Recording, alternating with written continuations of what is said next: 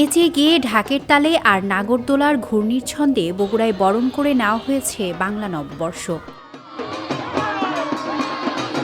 চিরচেনা বাঙালি সাজে সেজে বিভিন্ন শ্রেণী পেশার মানুষ অংশ নেন এই উৎসবে। তৈরি হয় প্রাণবন্ত ও উৎসব মুখর পরিবেশ। বাংলা নববর্ষকে আরও বর্ণিল করে তুলতে বগুড়া সাংস্কৃতিক ফোরাম ও জেলা শিল্পকলা একাডেমির যৌথ উদ্যোগে শহীদ টিটু মিলনায়তন চত্বরে আয়োজন করা হয়েছে ৫ দিনব্যাপী বৈশাখী মেলার। মেলাকে ঘিরে শহর জুড়ে ছড়িয়ে পড়ে উৎসবের আমেজ। উদ্বোধনী অনুষ্ঠানে প্রধান অতিথি হিসেবে উপস্থিত ছিলেন প্রতিমন্ত্রী মীর শাহ আলম।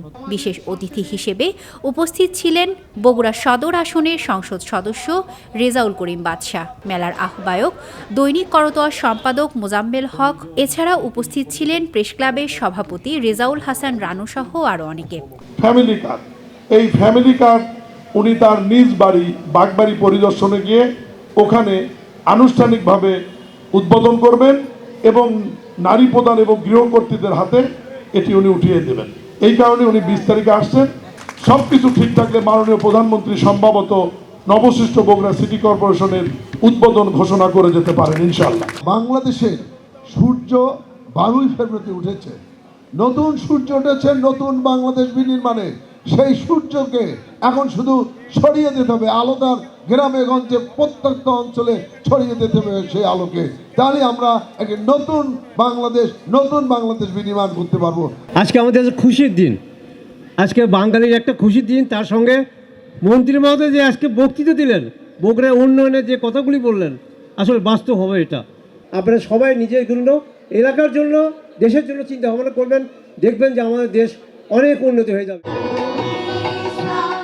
এছাড়াও ছিল শিশুদের অংশগ্রহণে নাচ, গান ও চিত্রাঙ্কন প্রতিযোগিতা। শিশুদের সরব উপস্থিতি ও প্রাণচাঞ্চল্যে অনুষ্ঠানস্থল হয়ে ওঠে আরও প্রাণবন্ত। পাশাপাশি ছিল বাঙালির ঐতিহ্যবাহী পান্তা ইলিশ খাওয়ার উৎসব, যা দর্শনার্থীদের মধ্যে বিশেষ আগ্রহ সৃষ্টি করে।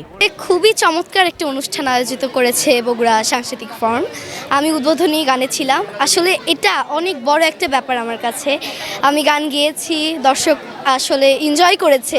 এই এনজয়মেন্টটা আসলে তারা যে এনজয় করেছে, এটা অনেক বড় একটা পাওয়া। আমি খুবই কৃতজ্ঞ। প্রতি বছর পালন হতে থাকে আমাদের এই বৈশাখ। এটা আমরা প্রত্যেক বছরই এটা পালন করি, আর এটা আমার অনেক ভালো লাগে, আর আমরা প্রত্যেক বছর এটা পালন করতে চাই। আয়োজকরা জানান, বাংলা সংস্কৃতি ও ঐতিহ্যকে নতুন প্রজন্মের কাছে তুলে ধরতেই এ ধরনের আয়োজন করা হয়েছে। সার্বিকভাবে আনন্দ, উচ্ছ্বাস আর অংশগ্রহণের মধ্য দিয়ে বগুড়াবাসী বরণ করে নিয়েছে বাংলা নববর্ষ, যা বাঙালির সংস্কৃতির এক উজ্জ্বল প্রতিচ্ছবি হয়ে উঠেছে। আগামী প্রজন্মের মাধ্যমে যেন আমাদের দেশীয় সংস্কৃতি, বাংলাদেশি সংস্কৃতি ছড়িয়ে দিতে পারি, এই জন্য কিন্তু আমাদের মেলার আয়োজন।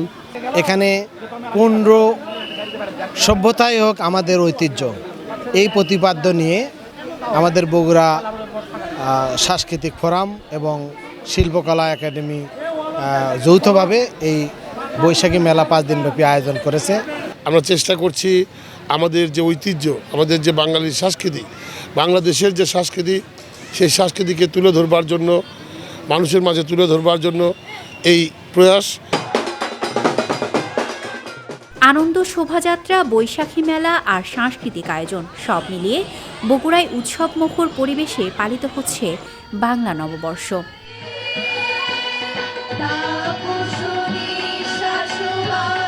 স্মৃতি সঞ্চয়িতা অর্থী, দৈনিক করতোয়া।